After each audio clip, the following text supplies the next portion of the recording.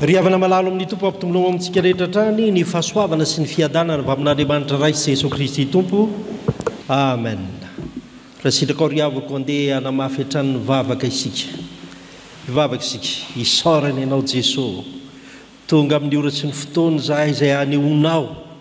fa ny famindraponao mipaka amin'ny olona rehetra. Ny fitiavanao tsy hanavahanao na iza. Ary indrindra tompo. Raha ny fiainanay ny zavatra iainanay na fahasoavana na fahasahiranana na andro manjombona na masoandro mibalika na rivotra mamifiry ora mikija sy ny hafa rehetrarehetra pazony olombelona sambatra zahay kehitriny fa hitenenanao ny soratra masina hanambaranao ny sitraponao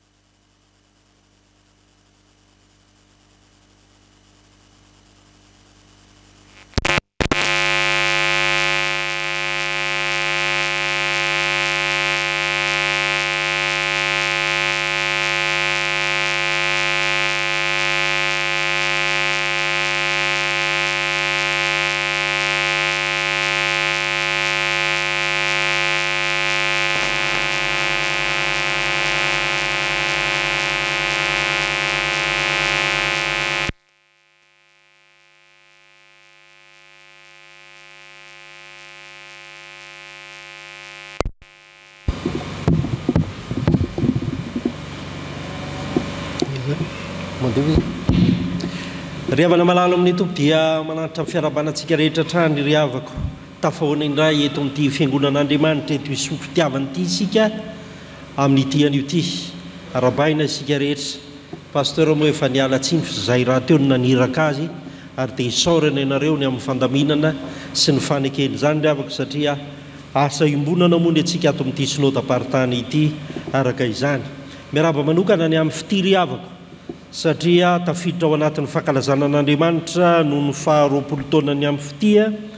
dia manatanteraka an'izany fotoana izany sika ary misy zavatra ho asehontsika eto na ny mpitendry zava-maneno na izy ireo izay mikasa andeha hitory ny filazantsara araka ny fanomezam-pahasoavana nomeny tompo azy any ampitan-dranomasina zava-dehibe iombona antsika fifaliana ato amin'ny fiangonana avokoa izany. Riavana malala raha nahatsikaritra ianareo dia somary mifangarongaro kely ihany ny perikopy FJKM tamin'ny teny io ity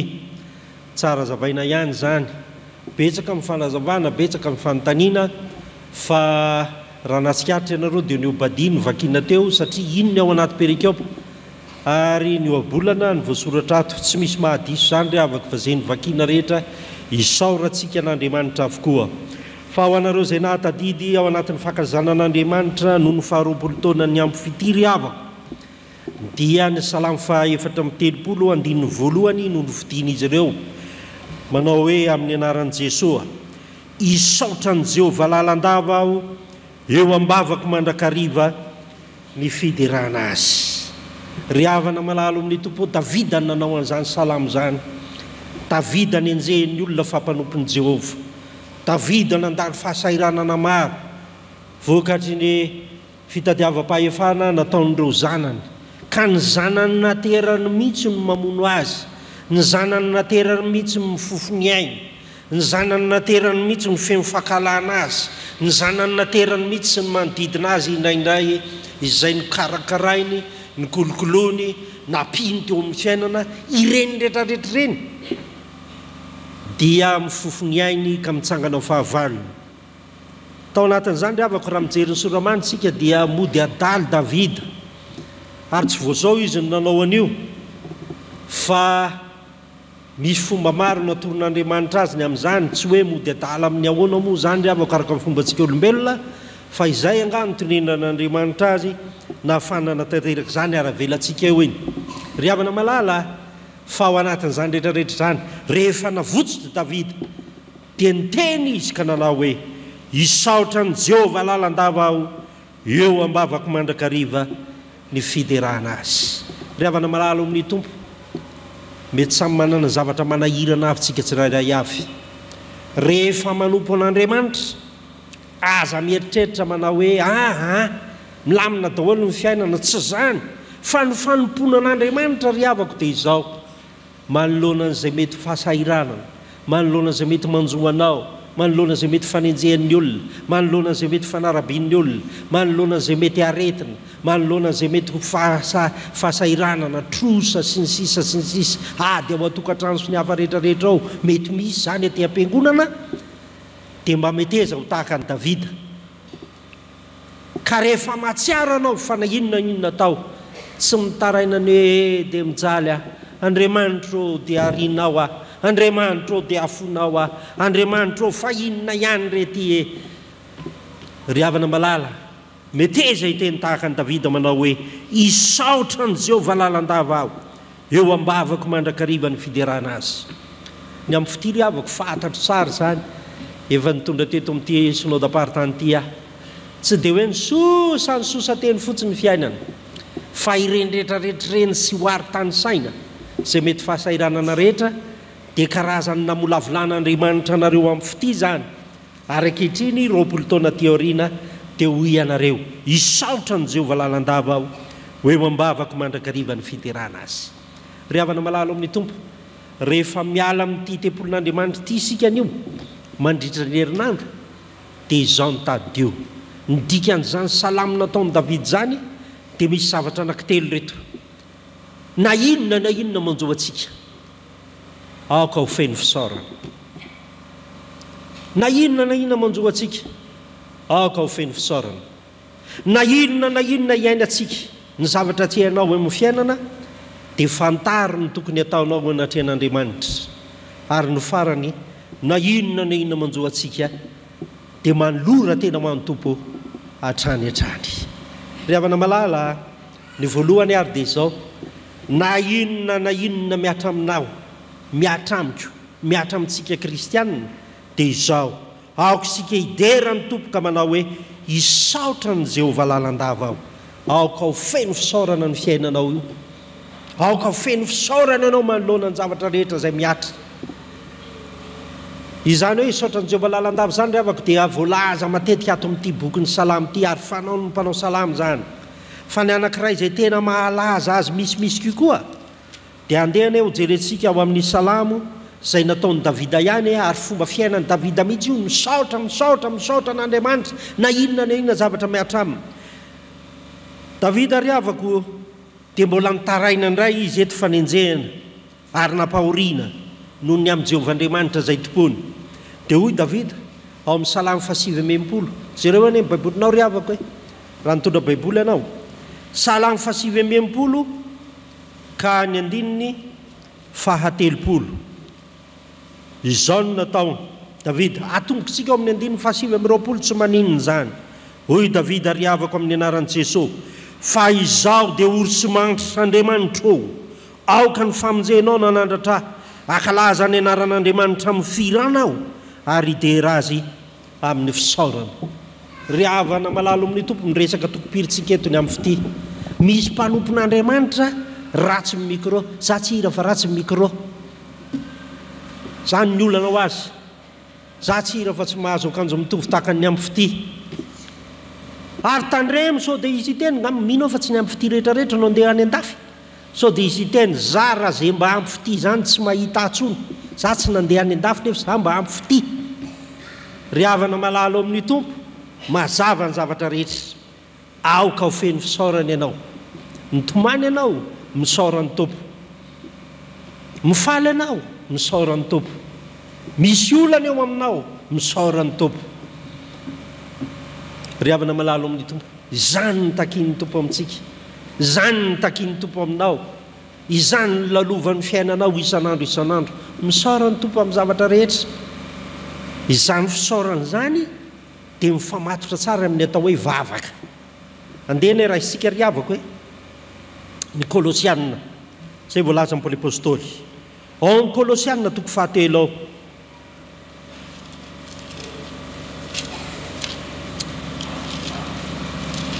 dia nanoratra i Paoly apôstôly izao ny voalaza ny Paoly apôstôly eo amin'ny andininy 5:12 riavako. Izao ny voalazana eo amin'ny andininy 5:12 amin'ny anaran'i Jesosy. Ary aoka hanapakaomponareo ny fiadanan'i Kristy, fa ho amin'izany ny anatsoana anareo tena iray, ary aoka ho feno fisaorana ianareo.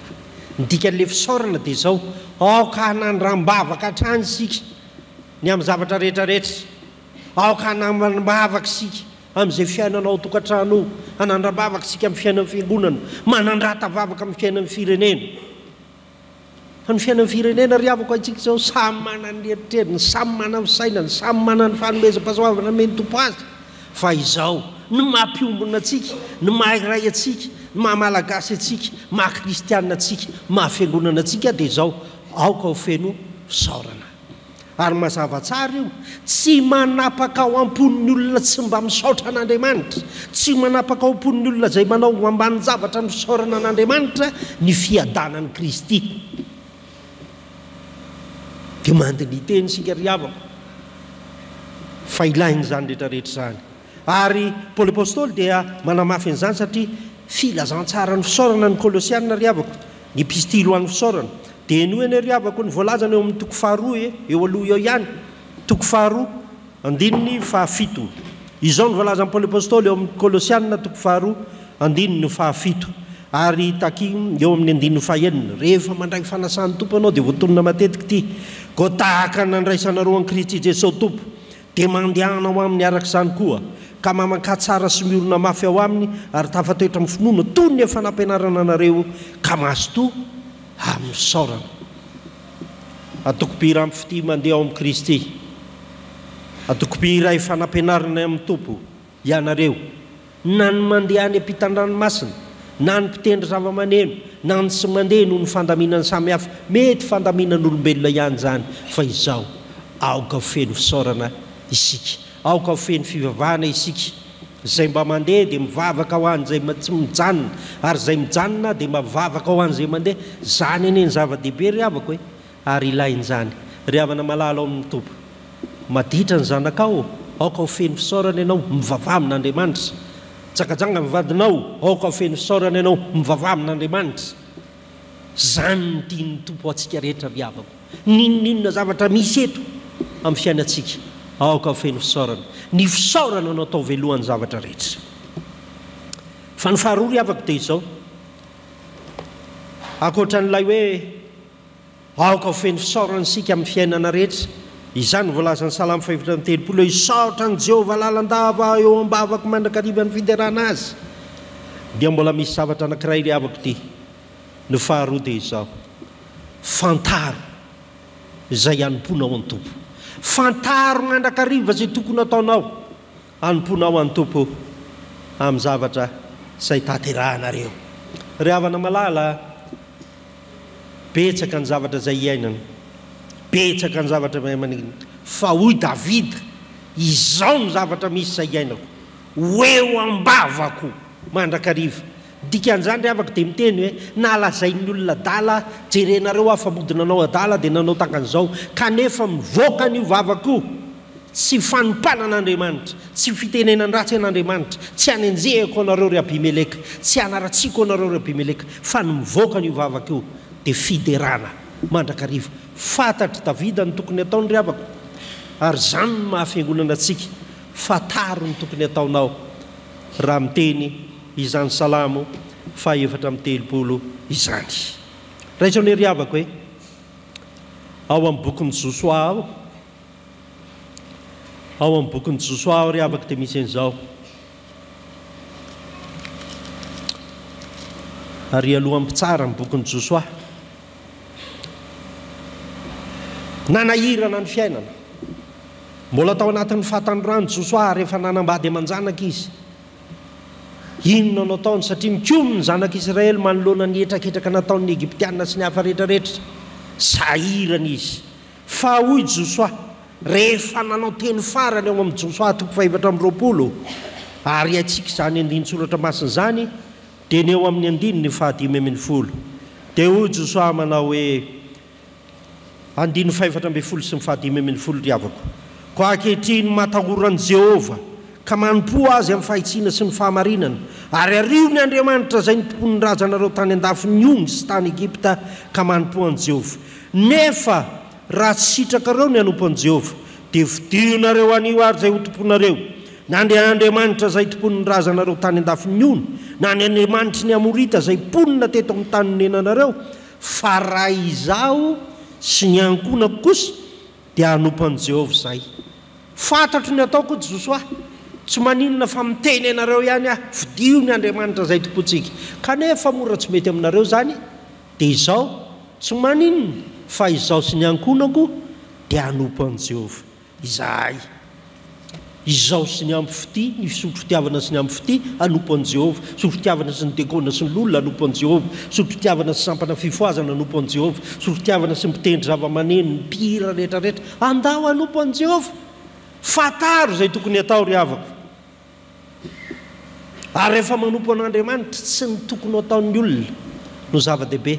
fa izay tokony ataonao eo ambany fitarihan'i Jesosy Kristy arak'izany dia hoy Jesosy manoloana ny fampianarana rehetra raha izy ry havako ny Jaona 7 aitsika loatra izany ny Dorcas tena mahay an'itony fa teny fanevany Dorcas tony mandraky tiany androany hoy Jesosy Kristy tompo eo amin'ny Jaona 7 ka ny 4 isika tsy maintsy manao ny asan'izay naniraka raha mbola tandro avy ny alina ka tsy mahazo miasa ny olona avana malalo amin'ny tompo mahafantatra tahaka an'izany tsika inona ny tokony ataoko ato amin'ity fiangonana ty inona ny tokony ataoko hitoro ny filazantsara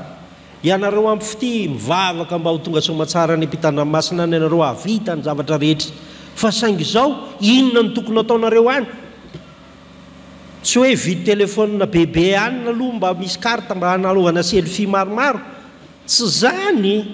fa ny fitoriana ny filazantsara nitondrana ny anaran'i Jesosy Kristy amin'izay atao rehetra any amin'izany toerana izany mila mahafantatra izay ataony ny fiangonana ankehitriny ry havako tokony ho fantatra izany mila mahafantatra izay tokony ataon'izay mpitandrana mila mahafantatra izay tokony ataony isika rehetrarehetra atao nivon'ny fiangonana mba ho tsapatsika tsara fa tena mpanompon'i Kristy marina isika ka isika tsy maintsy manao ny asan'izay naniraka raha mbola tandro avy ny alina ka tsy mahazo miasa ny olona hainareo tsara zany olona miasa amin'ny alina zany tsy le hoe miasa amin'ny voalahatra amin'ny fandamina amin'ny programa fa ny olona miasa amin'ny alina matetika ato dia ny olona manao ratsy ny mpangalatra izy koa miasa amin'ny alina mpamosavy ary misy olona tena mitena zay tsy mba miasa amin'ny alina zany za ho atsy miteny akory sanatriny va hoe ratsy daholo rehefa miasa amin'ny alina fa misy maintsy hoe manao vonjovona sy ny hafa rehetrarehetra ny mpiamina sy ny hafa rehetrarehetra fa saingy izao mba fataro ny tokony ataontsika ry havako fataro zany ary ezaka mandrakariva kokoa ao arinan'ny 20 taona ho avy ndray sy ny men'ny tompo anareo ampy fity anareo amantatra inona ndray ny tokony ataontsika ato anatin'izany atokopira izany inona ny tokony ataoko amin'izay ataoko rehetrarehetra arak'izany misy ry havako izay foana moa voateny satria atokopira voalaza antsika eto misy olona ry havako misy fifazana moa misy asa fifazana androany tezitra amin'izay mety mahatezitra azy eo noho ny ataon'ny olombelona anankiray fa sa tsy hanao asan'ny mpiandry tsony fa ataro izay tokony ataonao misy olona za tsy hira tsony fataro izay tokony ataonao misy olona za tsy hitendry tsony fataro izay tokony ataonao ary azany fanomezam-pasoavana izay nomen'ny tompo anao no tsy ataonao kanefa tsy ireo rery ihany sao dia isy ilaza indray eto zany ny any tsy mba hidirako sampana tsy mahavoa mihitsy nitoroten'ny pesy zany fa ianao mipetraka eo io fataro izay tokony ataonao mihira ny olona aza mivandravandra mijery plafond fotsiny misy tsy mihira aty am-piangonana ry havako tena tsy mihira hoy zay mijery levadiny fotsiny etsy jejereny ohatr'izao anao rakitsika rehefa avy eo ary mino fa tsisy anao an'ity tsony misy ny olona rehefa mandeha ny rakitra dia le olona manao rakitra ny jereny fa tsy mira izy fa taro zay tokony atao fahatelo farandriavako te izao roa zay ny lesonavitsika amin'ny fiainana rehefa misaotra an'Andriamanitra isika dia aoka ho feno fisaorana ary fataro zay tokony atao fa ity avozo mandrakariva ny fanolorantena avozo mandrakariva ny fanolorantena mahazava ny eny nataon'i Davida riavako hoe teo ambany vahoany Abimeleka izy Abimeleka manam-pahefana Abimeleka afaka mamono azy Abimeleka tena tsy mifaditrovana tena mahafantatra tsara mihitsy fa tena afaka mamono ny Davida izy ka tsy hoe sanatriany vava hoy ny tanora nanao fikafika fotsiny izy modedala dia lasa navoaka tsy zay fa ahoana nataon'i Davida isaotra an' Jehova lalandava aho hoe mbavako mandrakariva ny fiderana azy tena navaoziny ray ny fanolorantenany fa izy tsy mitena alao angina alao tsy miteny tsony navaoziny ny fanolorantenany izany ny tena ilaina amin'ny andro ankehitriny riavako kristianina manavao ny fanolorantenany ho an'Andriamanitra isika rehetrarehetra hoy Paoly apôstôly ao amin'ny Romanina riavako Romanina toko faharoambin'ny folo haitsika izany Romanina toko faharoambin'ny folo izao no lazain'ny Paoly apôstôly amin'ny anaran'i Jesosy ko amin'izany mangataka aminareo aralahy noho ny famindrapon'Andriamanitra mba hatolotrareo ny tenanareo ho fanatitra velona masina sitrak'Andriamanitra dia fanompom-panahy mety ataonareo zany ary aza manaraka ny fanaon'izao tontolo izao fa miovà amin'ny fanavaozana ny saina hamantarana anao ny sitrapon'Andriamanitra dia zay sady tsara zay tsara sady akasitrahana no marina manolora tena mba ho masina eo anatrehan'Andriamanitra manolora tena amin'ny fanavaozana ny filazantsara fanavaozana ny saina manolora tena mba hamantaranao ny sitrapon'Andriamanitra isanandro ka natateranao zany manolora tena mba hanao ny tsara mandrakariva manolora tena mba hakasitrahan'Andriamanitra fa olo marina ianao amin'izay ataonao naiza naiza eo aminao avinao rehetra zany nandrasan'ny tompo amintsika mba ho masina ianareo ampy fity rehefa tonga any ho marina manao ny sitrapon'Andriamanitra sy ny hafa rehetrarehetra manahirana ny riavako izy ty tsy miteniny ampy fity indray ahy eto manahirana izy ty rehefa mba makany amin'iny toeram-pitsangatsanganany reny tsika andeha atao hoe makany folo pointy misy an'le zanatsika le STK sy ny any reny le tokopiry reny izy ndray ny miogaoga nefa izy mpitoro filazantsara za tsy mani izy ndray ny manao randrana rasta rehetrarehetra ty oursin sy ny karazany zany le mpitoro filazantsara manao an'le sarisary rehetrarehetra io tsy hoe ratsy akory zany raha mba eo amin'ny fiainany mpianakaviana fa rehefa mitondra ny anaran'ny Kristy ianao fataro zay tokony ataonao ary avaozo mandrakariva ny fanolorantenanao ao amin'ny Romaninao ihany riavako ny toko fahaenina dia misy zavatra ambaran'ny Paoly apôstôly ary mampianatra antsika zany milohan'ny amaranako izao tenin'Andriamanitra izao manahoana moa ny fahafahany mino manoloana an'izany fanolorantenany zany amin'ny herin'ny ota ary indrindraindrindra ny ana-masinana azy dia jerevy ny Romanina toko fahaenina riavako dia ny 9:17 sy ny 9:17 zany hoe dinganiko kely eo amin'ny 9:17 ny vakiko aloha dia eo amin'ny 9:17 izao ny voalaza ao riavako amin'ny anaran'i Jesosy Kristy atoka amin'ny 9:12 ko aza velany io tanjaka amin'ny tenanareo mety maty anarahanareo ny filany ary aza manolotra momba ny tenanareo ho amin'ny ota ho fiadiny tsy fahamarinana fa atolory ny tenanareo an'Andriamanitra toy ny efa maty ny efa velona ary momba ny tenanareo ho fiadiny ny fahamarinana ho an'Andriamanitra dia ry amin'ny 9:17 dia zao no nataony